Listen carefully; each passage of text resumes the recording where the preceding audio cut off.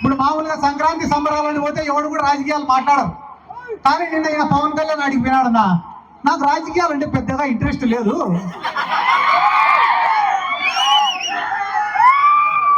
నేను ఫ్లాప్ సినిమాలు తీసినా కూడా నాకు డబ్బులు వస్తాయండి. ఈడ 2 పాయింట్లు, ఆయన తీసేదే ఫ్లాప్ సినిమాలు. ఫ్లాప్ సినిమాలు తీసినా నాకు డబ్బులు వస్తాయి, నీకు డబ్బులు వస్తాయి, బాగానే ఉంది. మళ్ళీ ప్రొడ్యూసర్ల పరిస్థితి ఏంది, డిస్ట్రిబ్యూటర్ల పరిస్థితి ఏంది, నీ కోసం గుడ్డలు దించుకునే నీ అభిమానుల పరిస్థితి ఏంది? అవన్నీ నాకు అనవసరము, నాకు మాత్రం లెక్క వస్తుందంట. నిన్న ఎవడో చెప్పినాడంట, ఏందన్నా నెలకి 20 కోట్లకు 30 కోట్లకు కకృతి పడినావు నువ్వు, అదే నువ్వే ముఖ్యమంత్రి అయితే ఇంకా ఎక్కువ లెక్క వస్తుంది కదన్నా అని చెప్పినాడంట. ఒరే, మనం ముఖ్యమంత్రి అయినామంటే మళ్ళా దానిపైన ప్రత్యేకంగా శ్రద్ధ పెట్టాలరా. మనకు మెంటల్ గా ఫిజికల్ గా స్ట్రెస్. అదే చంద్రబాబు నాయుడిని నమ్ముకున్నామనుకో, నెల నెల మన ఇంటికే పంపిస్తాడు కదా లెక్క. వీళ్ళందరి గురించి నేను ఎందుకు చెప్తానా అంటే, వీళ్ళు కూడా జగన్ సార్ గురించి మాట్లాడే మొగలేనా.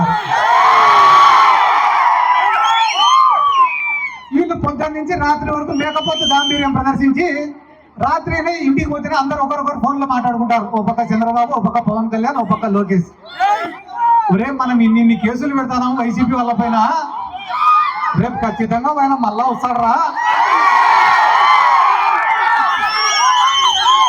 మనం సింగపూర్ పోవాలా, మలేషియా పోవాలా, జపాన్ పోవాలా అని.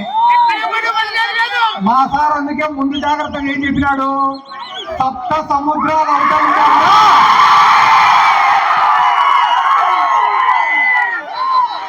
100% మళ్ళా వెనక్కి పిలిపించుకొని వస్తా అని చెప్పినాడు.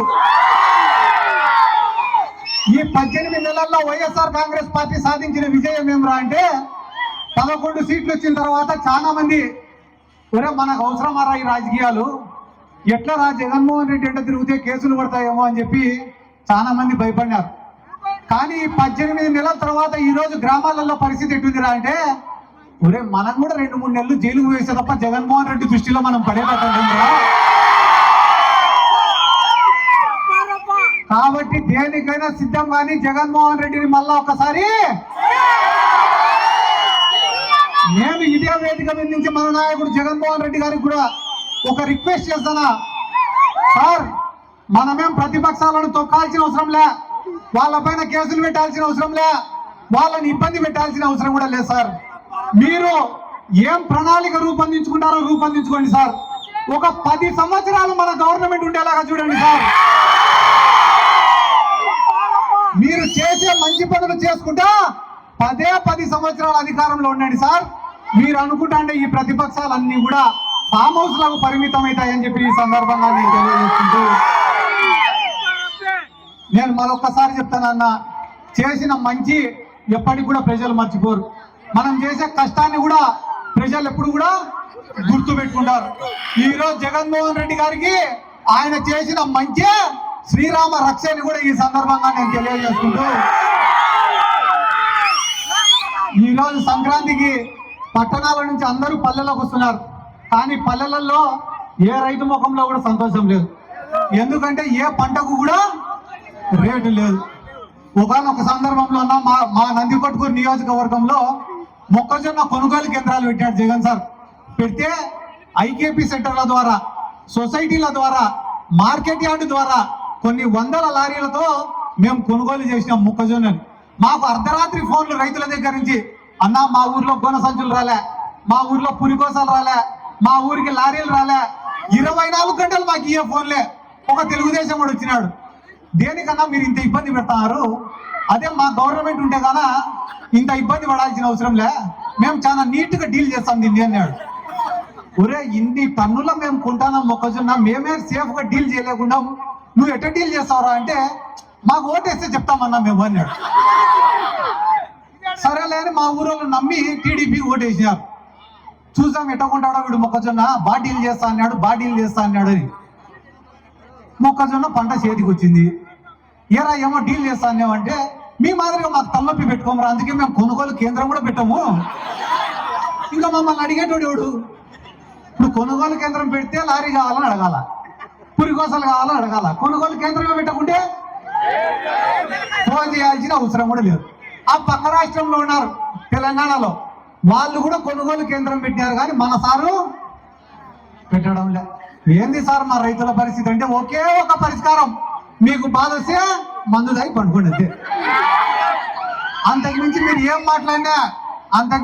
ఏం మాట్లాడినా నిన్న మొన్న గ్రామాలలో కోళ్లను పొట్టేళ్లను పోసినప్పుడు కేసులు పెట్టి లోపలే సార్. హింసను ఒప్పుకోడంట చంద్రబాబు నాయుడు. ఆయన మాత్రం పుష్కరాలకు మేము 30 మందిని చంపచ్చు, ఇదే గుంటూరు జిల్లాలో ప్రకాశం జిల్లాలో బహిరంగ సభలు పెట్టి 100 మందిని చంపచ్చు, అవేం తప్పులేదు. కానీ పాపం గ్రామంలో ఎవరైనా కూడా ఆదివారం వచ్చి చికెన్ తిన్నామని చెప్పి కోడికి వస్తే కాబట్టి వీళ్ళ అహంకారాన్ని అన్ని కూడా ప్రజలు గమనిస్తున్నారు. ఎందుకంటే నేను పెద్దగా చెప్పను, ఒక చిన్న ఉదాహరణ చెప్తా. జగన్మోహన్ రెడ్డి అంటే వీళ్ళకి ఎంత భయం అనేది. జగన్మోహన్ రెడ్డి కట్టే మెడికల్ కాలేజీలను ప్రైవేట్ వాళ్ళకి ఇస్తామన్నాడు చంద్రబాబు నాయుడు. అన్ని ఇచ్చేస్తాం ప్రైవేట్ వాళ్ళకి అన్నారు. జగన్ సార్ తప్పు సార్, ప్రభుత్వం సొమ్ము ఇవ్వకూడదు అంటే మేము ఇచ్చేస్తామన్నాడు. జగన్ సార్ ఓపిక పట్టి ఒరే టెండర్ వేసే మొగోడు ఎవడో రాన్నాడు.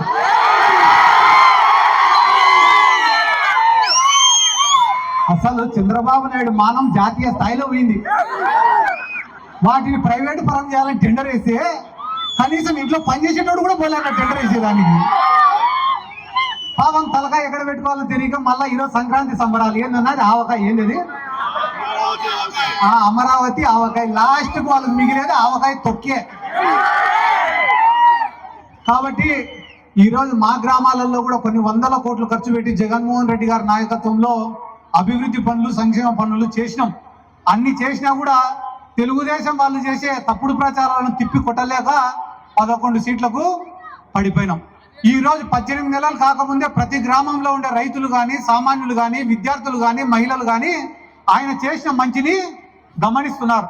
అరే సంక్రాంతి వచ్చింది, జగన్మోహన్ రెడ్డి ఉండింటే మన అందరి అకౌంట్లలో కూడా డబ్బులు ఉన్నాయి కదరా, ఈ రోజు అందరి అకౌంట్లు కూడా ఖాళీగా పడి ఉన్నాయంటే దానికి కారణం ఈ చంద్రబాబు నాయుడే కదరా అని చెప్పి బాధపడుతున్నారు. కాబట్టి ఇటువంటి తరుణంలో అన్నా చంద్రశేఖర్ అన్న వచ్చి ఫోటోలు దిగిన వాళ్ళందరినీ కోటేసినా గెలుస్తా ఉన్నా. మళ్ళా వైఎస్ఆర్ కాంగ్రెస్ పార్టీకి 11 సీట్లు వచ్చినప్పుడే నిన్న 5,000 ఓట్లతో గెలిపించినారు.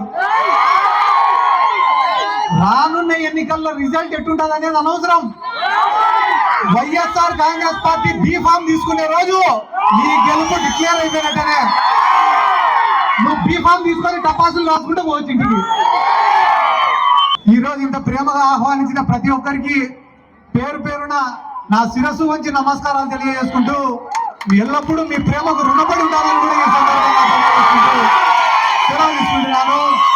జై జగన్.